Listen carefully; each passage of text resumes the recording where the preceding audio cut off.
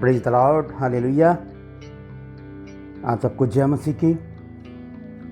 आज इस संदेश में हम बात करेंगे उन भविष्यवाणियों की जो बाइबल में दी गई हैं।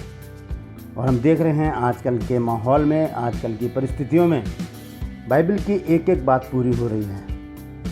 आज इस छोटे से वचन में, छोटे से वीडियो में हम देखेंगे उन भविष्यवाणियों को जो बाइबल में लिखी गई हैं और आज हम उनको अपनी आँखों से इस संसार में देख रहे हैं। तो बने रहिए मेरे साथ। ये बहुत ही महत्वपूर्ण जानकारियां हैं।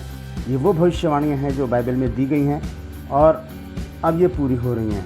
इसका मतलब साफ है कि प्रभु यीशु मसीह का शुभ आगमन बहुत निकट है और हम सबको उसकी तैयारी के लिए, उसके आगमन की तैयारी के लिए अपने आप को तैयार करना है।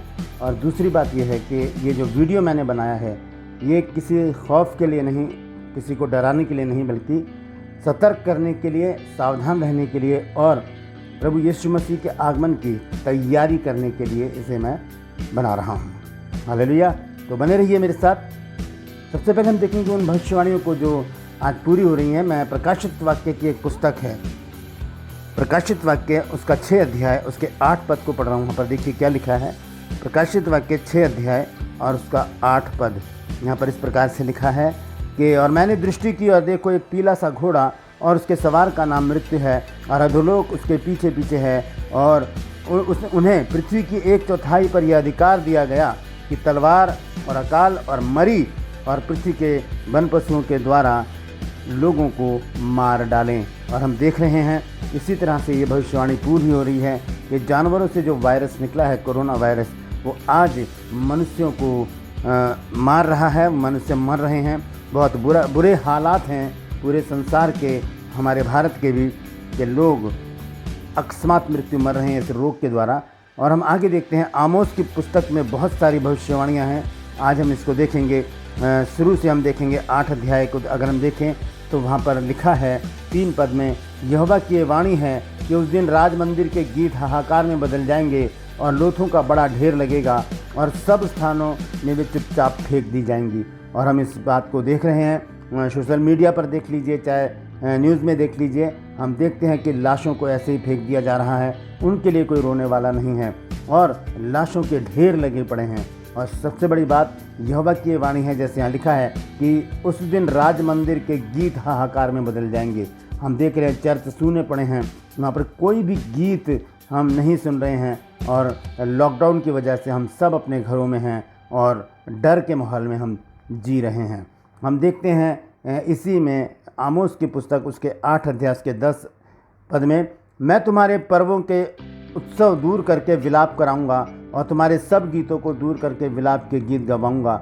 मैं तुम सबकी कटीज में टाट बंधाऊंगा और तुम सबके सिरों को मुड़वाऊंगा और ऐसा विलाप कराऊंगा कि इकलौते के लिए होता है और उसका अंत कठिन दुख के दिन का सा होगा।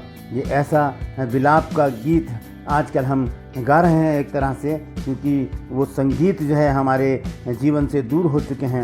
हम अब पश्चाताप के मूड में हैं और पश्चाताप करके ही हम बच सकते हैं, क्योंकि हम देखते हैं यही इसके 18 अध्याय और उसके 31 पद में लिखा है, इसलिए पश्चाताप करो ताकि तुम जीवित रहो। हालेलुया।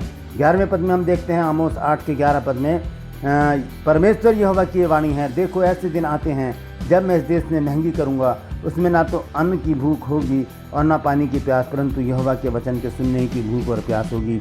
आज हम देख रहे हैं कि पूरे विश्व में वचन का प्रचार किया जा रहा है, जूम ऐप के ज़रिए, फेसबुक के ज़रिए, यूट्यूब के ज़रिए और भी बहुत सारे सोर्स हैं जिसके ज़रिए परमेश्वर के वचन का प्रचार हो रहा है और लोग भीड़ की भीड़ वचन को सुन रहे हैं। ये सारी भविष्यवाणियाँ पूरी होती चली जा रही हैं।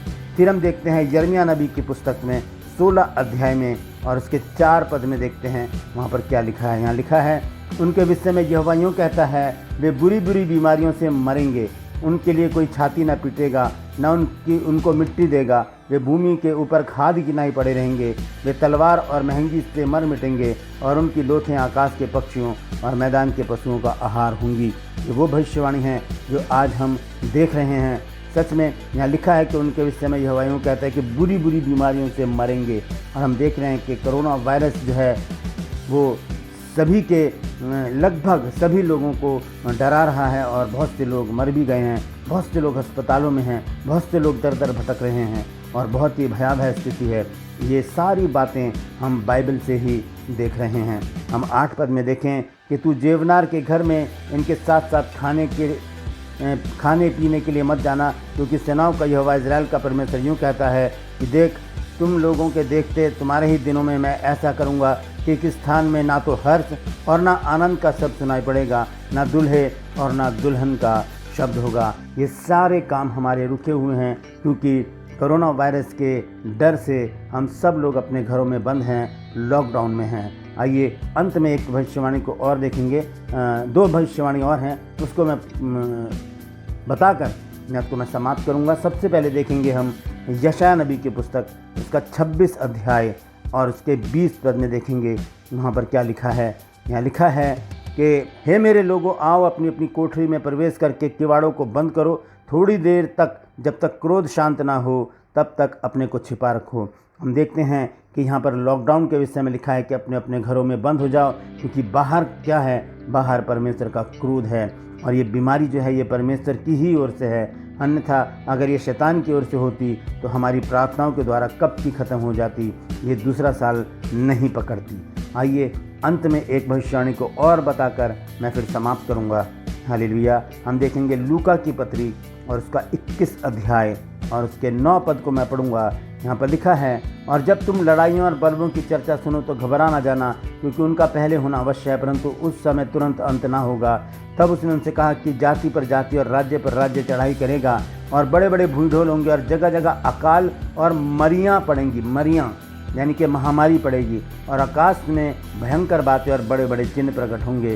परंतु इन सब बातों से पहले वे मेरे नाम के कारण तुम्हें पकड़ेंगे, सताएंगे और पंचायतों को सौंपेंगे और बंदी गृह में डालेंगे और राजाओं और हाकिमों के सामने ले जाएंगे, पर यह तुम्हारे लिए गवाही देने का अवसर होगा। तो दोस्तों, ये हमारे लिए गवाही देने का अवसर है। हम पश्चाताप करें, घुटने के बनाएं, परमेश्वर को धन्यवाद दें कि परमेश्वर ने हमें जीवित रखा है, और जो लोग बीमार हैं उनके लिए निरंतर प्रार्थना करते रहें ताकि वो लोग भी बचाए जाएं। हालेलुया। मैं परमेश्वर का धन्यवाद देता हूँ सुंदर वचन के लिए, इन सारी भविष्यवाणियों के लिए जो परमेश्वर ने हमें बाइबल में दी हैं। और बाइबल सत्य पुस्तक है। भजन संहिता 119 उसके 160 में लिखा है कि तेरा सारा वचन सत्य ही है, और ये सारी भविष्यवाणियाँ सच हैं जो इस समय धीरे धीरे पूरी होती चली जा रही हैं। इसका सीधा सा अर्थ है कि प्रभु यीशु मसीह का शुभ आगमन बहुत निकट है, तो हमें उसकी तैयारी करनी चाहिए। प्रभु यीशु मसीह के आगमन के समय हमें कैसा होना चाहिए, हम उसकी तैयारी करें, अपने आप को तैयार करें, अपने अजीज़ों को तैयार करें, अपने परिवार को तैयार करें, और जितने लोग हमारे जानकार हैं, हमारे संपर्क में हैं, उन सबको हम प्रभु के आगमन के लिए तैयार करें। हालेलुया। परमेश्वर इन वचनों के द्वारा हम सबको आशीष दे।